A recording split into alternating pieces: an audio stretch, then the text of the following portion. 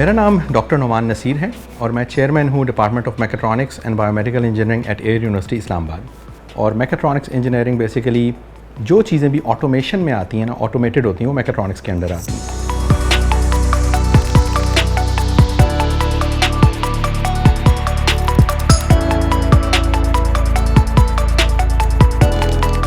Mechatronics और automation से related सबसे बड़ा चैलेंज अवेयरनेस का है। People are not well aware of what mechatronics is and what automation is. जब भी हम ऑटोमेशन की बात करते हैं या किसी चीज़ को ऑटोमेट करने की बात करते हैं तो सबसे पहले लोगों का रिस्पॉन्स ये आता है कि इससे तो हमारी जॉब्स कम हो जाएंगी। क्यों? क्योंकि ऑटोमेटिक सिस्टम आ जाएंगे।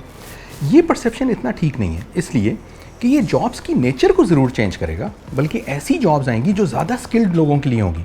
ऑटोमेटेड सिस्टम बनाने के लिए भी एक वर्कफोर्स चाहिए। ब्रेन इमेजिंग में स्पेसिफिकली हम लोग काम कर रहे हैं ब्रेन रोबोट इंटरफेसिंग में। अब ब्रेन रोबोट इंटरफेसिंग ये होता है कि इंसानी दिमाग से एक्सटर्नल डिवाइसेस को कंट्रोल करना। तो इंसानी दिमाग से हम सिग्नल्स उठा के उनसे व्हीलचेयर्स को या रोबोटिक आर्म्स को कंट्रोल कर सकते हैं। उन लोगों के लिए जो पैरालाइज्ड हैं, जो अपने हाथ पाँव मूव नहीं कर सकते, उनके लिए एक रोबोटिक हैंड जो है वो काम कर सकता है।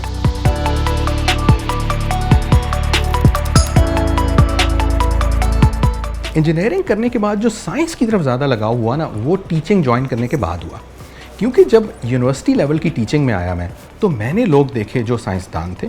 उसके बाद जब मैं पीएचडी के लिए गया साउथ कोरिया, तो वहाँ पे जो मेरे प्रोफेसर थे, मैं उनको आज भी बहुत दुआएं देता हूँ, प्रोफेसर होंग किम शिक, वो मेरी इंस्पिरेशन है।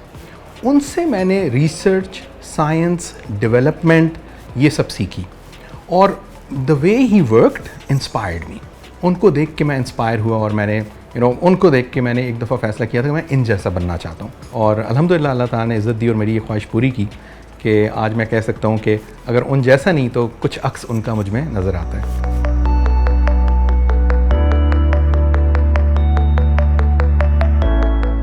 जब भी कोई साइंटिफिक काम होता है तो वो इंसान को पब्लिश करना होता है। पब्लिश करने से पहले वो एक रिव्यू प्रोसेस से गुजरता है, जो कि बड़ा एक रिगरस प्रोसेस होता है। तो इंटरनेशनली, फॉर एग्जांपल अमेरिका में, जर्मनी में किसी बंदे ने कोई एक रिसर्च पेपर लिखा तो वो रिव्यूअर्स से रिव्यू होगा। उसके लिए मुझे चुना गया। That was based on my own publications, क्योंकि मेरी अपनी जो है 150 के करीब पब्लिकेशंस हो चुकी हैं और बहुत सारी साइटेशंस हो चुकी हैं। तो वहाँ से मेरा एक प्रोफाइल बिल्डअप हुआ था, जिसकी वजह से उन्होंने मुझे सेलेक्ट किया और उसके बेसिस पे मैं रिव्यू करता रहा। और फिर रिव्यू करने के बाद रिव्यूअर्स की इवैल्यूएशन होती है कि ये किस किस्म के रिव्यूअर्स हैं।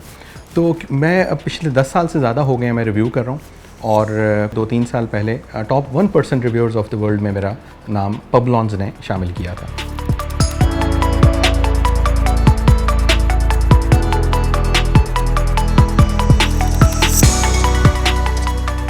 तो मुझे अल्हम्दुलिल्लाह नेशनली और इंटरनेशनली 100+ अवार्ड्स मिल चुके हैं, जिनमें से कुछ जो चीदा हैं वो bill and Melinda Gates foundation का अवार्ड है।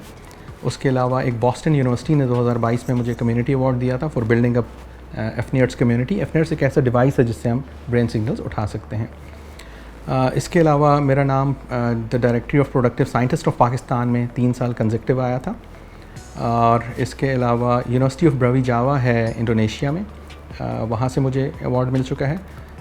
वियतनाम में हो ची Minh City university of technology है, वहाँ से मुझे अवार्ड मिल चुका है। तो ये कुछ नोटेबल अवार्ड्स हैं जो मुझे इंटरनेशनली मिले हैं।